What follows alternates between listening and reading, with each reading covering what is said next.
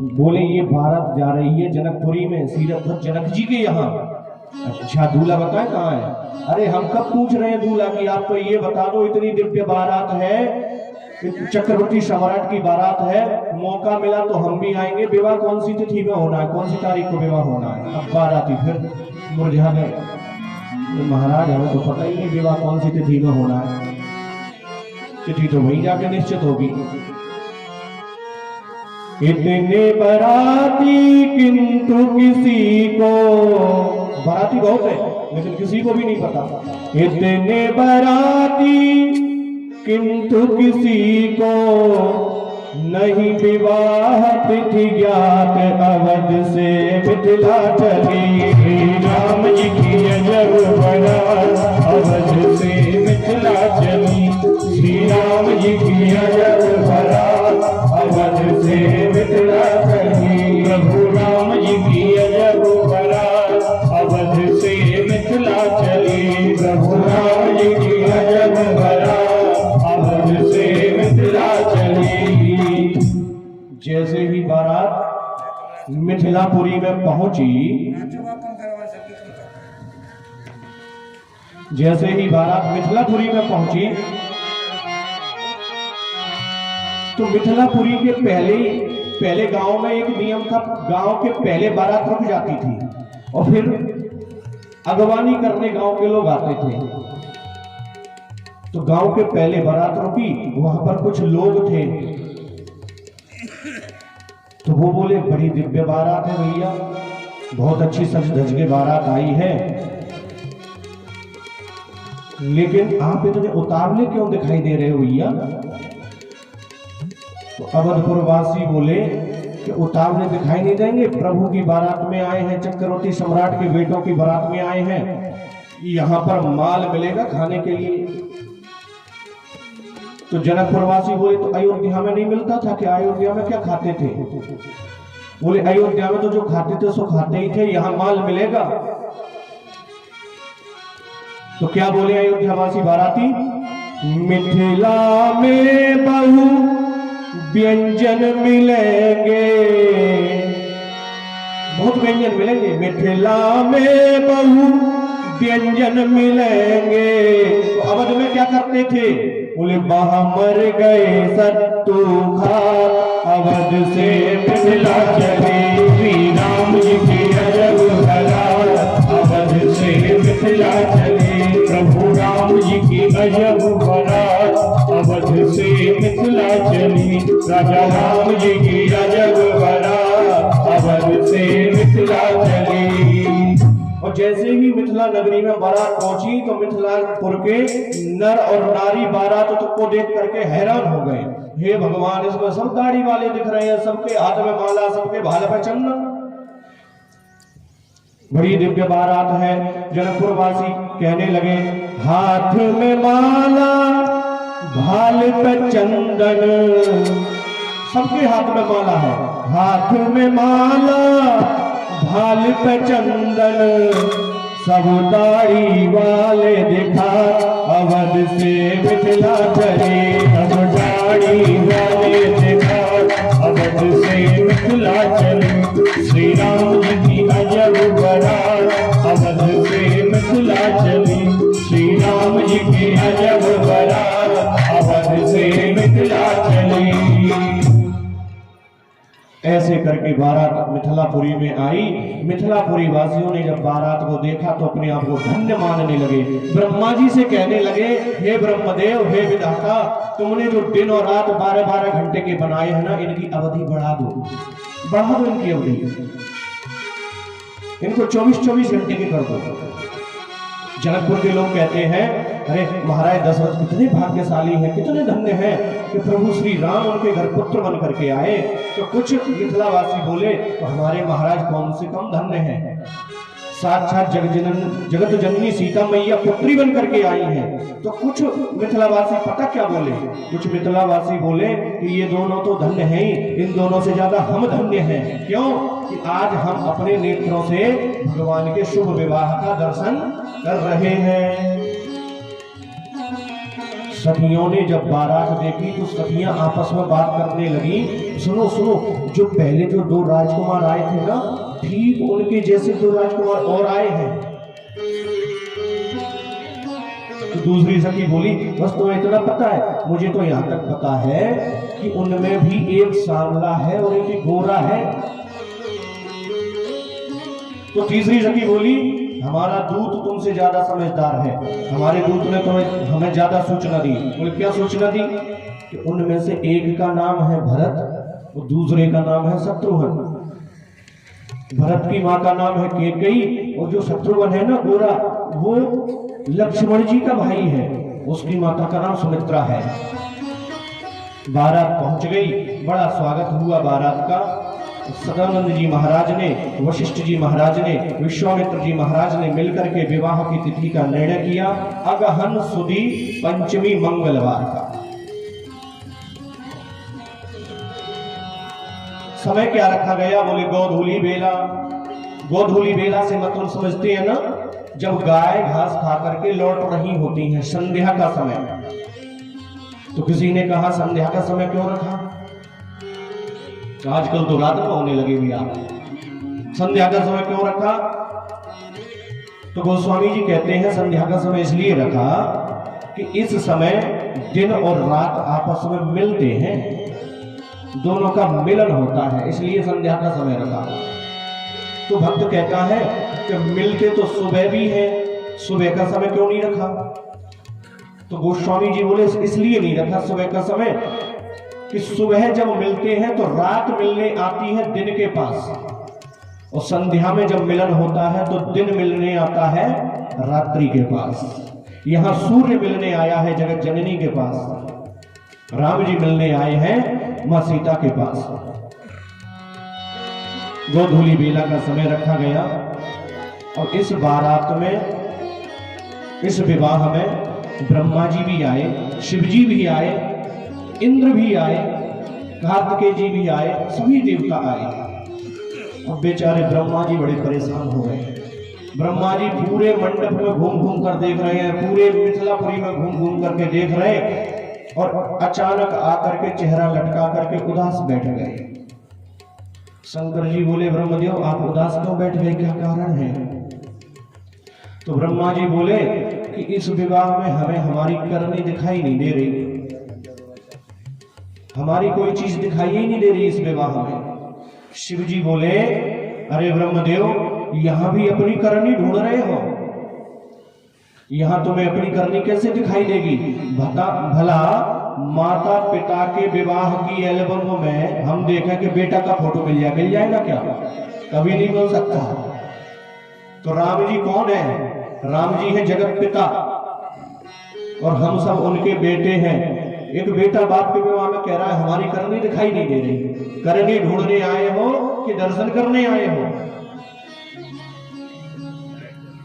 और पता जब शिव जी आ रहे थे ना विवाह में, तो माता पार्वती भी तैयार हो रही थी। माता पार्वती जी शिव जी से बोली, सुनो विवाह में मैं जाऊंगी, तुम मत जाओ।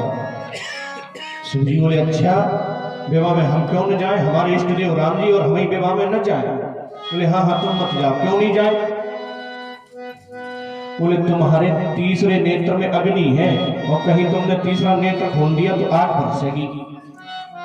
तो राम जी बोलते हैं कि सुनो देवी, हमारा तीसरा नेत्र हर समय आग नहीं बरसाता, ये जल भी बरसाता है। तो मैया पार्वती बोली कि कामदेव के लिए तीसरा नेत्र खोला था तब तो आग बरसाई थी। तो शिव जी कहते हैं वो काम था इसलिए आग बरसाई थी, ये राम है तो यहां तो जल ही बरसेगा, आग बरसने वाली नहीं है।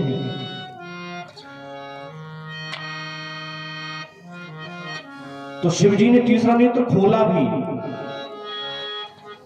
गोस्वामी जी की लेखनी कह भी रही है, शंकर राम रूप अनुरागे, शंकर राम रूप अनुरागे, शंकर राम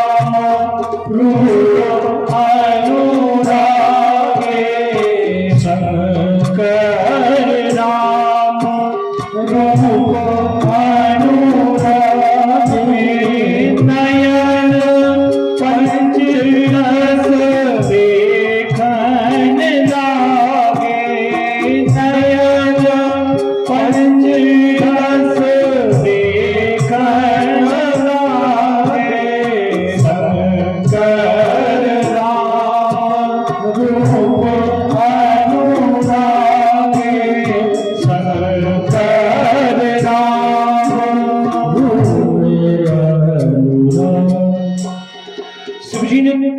शिव जी ने कितने नेत्र खोले?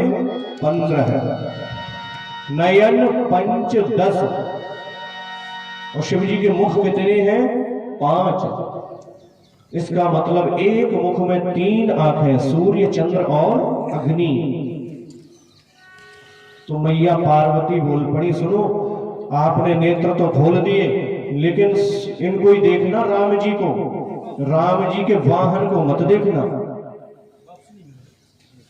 राम जी के वाहन को बिल्कुल मत देख लेना। बोले क्यों? बोले मालूम है वाहन कौन है? शिव जी बोले घोड़ा है, घोड़ा पर बैठ करके आए हैं। तो पार्वती जी बोली घोड़ा कौन बना है? वाज वेश जन काम बनावा, कामदेव ही आया है घोड़ा बन करके, और कामदेव को देख करके तुम्हारा नेत्र अग्नि बरसाने लगता है, इसलिए घोड़े को मत देखना। तो शिव जी बोले देवी उस समय जो काम था वह स्वच्छंद था, स्वतंत्र था, और इस समय जो काम है उस काम पर राम बैठे हुए हैं। तो वह काम आम पर बैठा हुआ था, इस काम पर राम बैठे हुए हैं, और जिस काम की डोर राम के हाथ में हो वो स्वतंत्र नहीं हो सकता, इसलिए यहां कोई खतरा नहीं। इन देवताओं का एक संत ने, हमारे गुरुजी भी बड़ा अच्छा भाव देते हैं, आइए उस भाव को भी सुनते हुए चले। इस विवाह को देखने के लिए ये सभी देवता आए। तो ब्रह्मा जी पछताने लगे, ब्रह्मा जी मन में विचार करने लगे, 8 ही आंखें हैं, निरखे राम छावे विधि हर साने, 8 ही नयन जाने पछताने, निरखे राम छावे विधि हर साने, 8 ही नयन जाने पछताने, निरखे राम छावे। ब्रह्मा जी 8 नेत्रों से विवाह का दर्शन कर रहे थे, तो मन में विचार कर रहे थे कि हमसे ज्यादा भाग्यशाली कोई नहीं, सब 2-2 आंखों से कर रहे हैं, हम 8-8 आंखों से भगवान के विवाह को देख रहे हैं। तब तक एक देवता आ गया और वह देवता ब्रह्मा जी से बोला कि क्यों इतने उछल रहे हो? कि ब्रह्मा जी बोले दिखता नहीं, हम 8-8 आंखों से भगवान के विवाह को देख रहे हैं। तो वह देवता बोला हमें देखो। जैसे ही ब्रह्मा जी ने दृष्टि डाली तो ब्रह्मा जी चुपचाप बैठ गए कोने में। ये कौन है? ये देवताओं के सेनापति कार्तिकेय जी, शिव जी के बड़े बेटा, ये 12 नेत्रों से भगवान के विवाह का दर्शन कर रहे हैं। इनके 6 मुख हैं, एक मुख में 2 आंखें हैं। सुर से नप उर बहुत ऊंचा, सुर से नप उर बहुत ऊंचा, गिरते देवड़ लोचन लाओ, गिरते देवड़ लोचन लाओ, गिरते देवड़ लोचन लाओ, गिरते देवड़ लोचन लाओ, सुर से नभ अधिक उछाहु, विदिते देवड़ लोचन लाहु, सुर से नभ। ब्रह्मा जी एक लाइन में बैठ गए।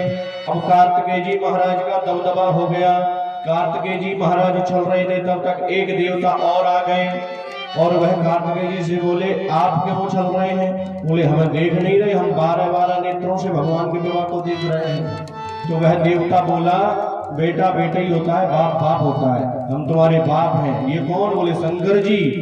इनके कितने मुख हैं? 5। तो 5 मुखों में 3 आंखें, 15 नेत्रों से भगवान के विवाह को देख रहे हैं।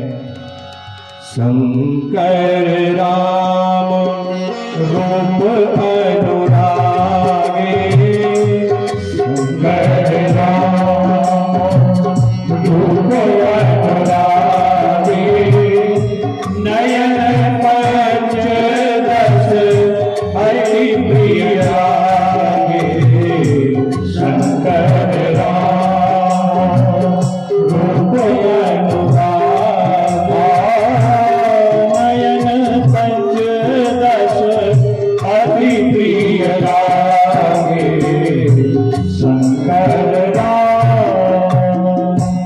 शिवजी का दबदबा हो गया उस समाज में।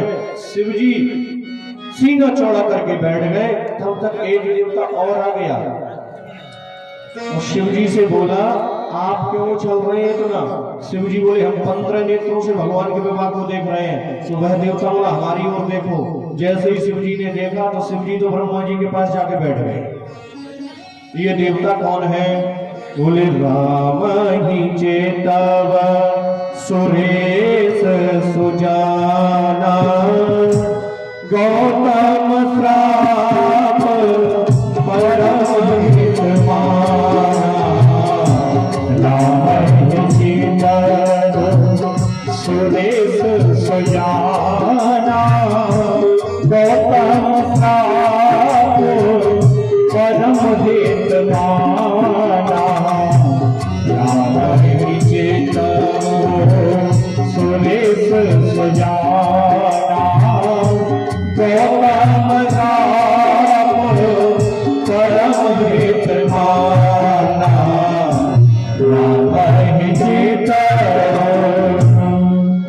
देवताओं के राजा इंद्र आ गए और कथा सर्व विदित है कि गौतम जी महाराज ने इंद्र को श्राप दिया था कि तुम्हारे शरीर में 1000 भग छिद्र हो जाए। तो इंद्र ने क्षमा याचना मांगी तो गौतम जी द्रवीभूत हो गए और कह दिया, जिस दिन तुम्हारे हृदय में कि भगवान के दर्शन करने की लालसा उत्पन्न होगी, उस दिन ये भग छिद्र नेत्रों का काम करेंगे, 1000 आंखों से भगवान के विवाह का दर्शन कर पाएंगे। ऐसा सुंदर मंडप सजा हुआ है। वो मंडप में भगवान श्री राम जी सीता मैया के साथ और लक्ष्मण जी उर्मिला मैया के साथ, भरत जी मांडवी मैया के साथ और शत्रुघ्न लाल जी सत्यकीर्ति मैया के साथ विराजित हुए। दोनों तरफ के वेद आचार्यों ने, इधर वशिष्ठ जी महाराज, उधर सदानंद जी महाराज ने जो धर्म विधि बताता है, जो वेद विधि बताते हैं, जो शास्त्रों ने विधि नियुक्त की, उस विधि के अनुसार भगवान श्री राम का विवाह संपन्न करा देते हैं। चारों भाइयों का विवाह संपन्न कराने लगे। जैसे ही मंडप में बैठे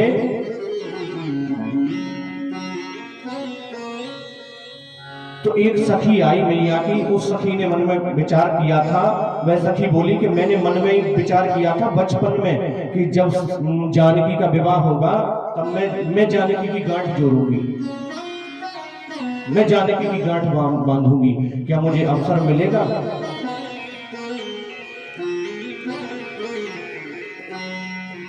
तो सुनैना मैया कहने लगी, क्यों नहीं, जरूर बांधिए, आप अपने मन की अभिलाषा पूरी कीजिए।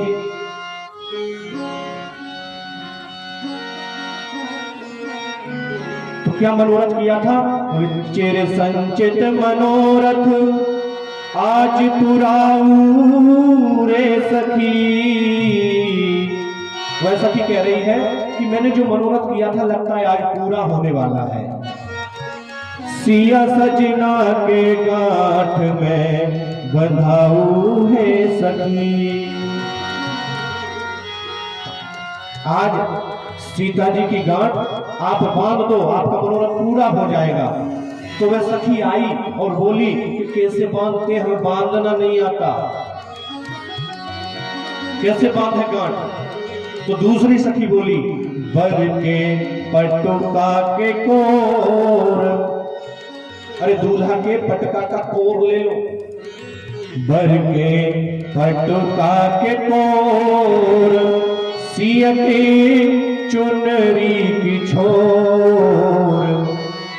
आज दोनों को बटोर के मिलाऊ रे सखी, मिलाऊ रे सखी। दोनों को जोड़ करके मिला दो, दोनों में गांठ लगा दो। आपने सुना होगा एक कहावत है, संबंध में गांठ न पड़ जाए। संबंध में अगर गांठ पड़ गई तो संबंध खराब हो जाते हैं, टूटने में देर नहीं लगती। और रहीम जी ने लिखा भी है कि रहीमन रस की खान में, रस की खान माने गन्ना, रहीमन रस की खान में पोर पोर में रस होए, किंतु जहां पर गांठ है रस पावे न कोई। जहां गांठ है वहां रस नहीं होगा। लेकिन विवाह एक ऐसा संबंध है कि इसमें जब तक गांठ ना पड़े तब तक मधुरता नहीं आती, विवाह पूरा होता ही नहीं। तो एक कवि ने लिखा इसी का उत्तर, गांठों में है रस नहीं। सही बात है, गांठों में है रस नहीं, अस कहियो जन को। लेकिन आगे से ऐसा मत कहना, मैं बताता हूं कौन सी गांठ का रस है। गांठों में है रस नहीं, अस कहियो जन को, गठबंधन की गांठ में पोर पोर रस होए। गठबंधन की जो गांठ है ना, उसमें पोर पोर में रस होता है। गठबंधन हुआ, सुंदर विवाह होने लगा, गठबंधन होकर के भावरें डाली गई। और जनक जी महाराज सुनैना मैया कैसे कन्यादान किया? जैसे हिमवंत जिम गिरिजा, जैसे हिमाचल महाराज ने गिरिजा मैया का कन्यादान किया था। हिमवंत जिन गिरिजा महेश ही हरि श्री सागर दई। और जैसे सागर ने, समुद्र ने लक्ष्मी मैया का कन्यादान करके हरि के हाथ में सौंप दिया, तैसे ही जनक जी महाराज ने मैया का कन्यादान करके राम जी के हाथ में सौंप दिया। तो भक्तगण कहते हैं कि ये दो उदाहरण क्यों दिए? तो मिथिलावासी कहते हैं ये दो उदाहरण इसलिए दिए, आप देखें हिमालय ने अपनी पुत्री पार्वती का विवाह जब किया, राम शिव जी को समर्पित कर दी पार्वती जी, तो शिव जी पार्वती को लेकर कहां गए?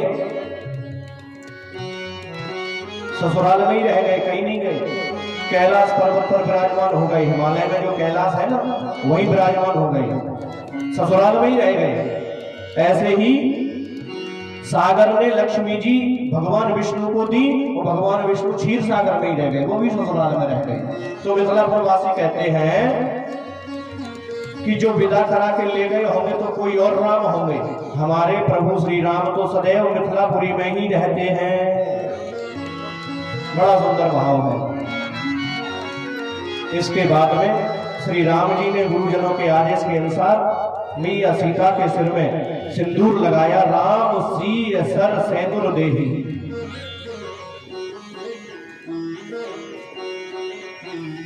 सुंदर विधि से विवाह संपन्न हुआ, परिछन हुआ। परिछन के बाद में जैसे ही विवाह संपन्न हुआ तो इनकी सरहेजें आ गई कुंवर कलेवा के लिए, राम जी को, मैया सीता जी को, भरतलाल जी को, मांडवी जी को, लखनलाल को, उर्मिला मैया को, शत्रुघ्न जी को, सप्तती मैया को अंदर ले गई। कुंवर कलेवा होने लगा तो वहां पर सासू मां खड़ी थी। और लखनलाल जी से तरह तरह के प्रश्न, भरतलाल जी से तरह तरह के प्रश्न सरहज पूछ रही थी, लेकिन वो भी जवाब नहीं दे रहे थे। ये पूछ रहे तो वो भी जवाब नहीं दे रही थी। वो कह रही थी कि लाला थोड़ा सा रुक जाओ, अभी सासू माँ है ना,